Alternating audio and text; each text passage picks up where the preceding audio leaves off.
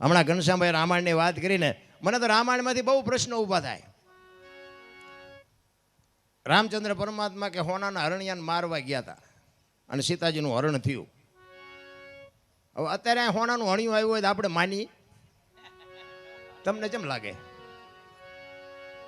આપણે જ કહેવી ને કે હોનાના હણિયા જ નહીં હતા હોય તો આપણને ખબર પડે, રામને નહીં પડી હોય. પણ રામાયણ છે ને બાપુ, કંઈક ઊંડું ઉતરો ને તો જ આમાં રામાયણમાં સમજાય એવું છે.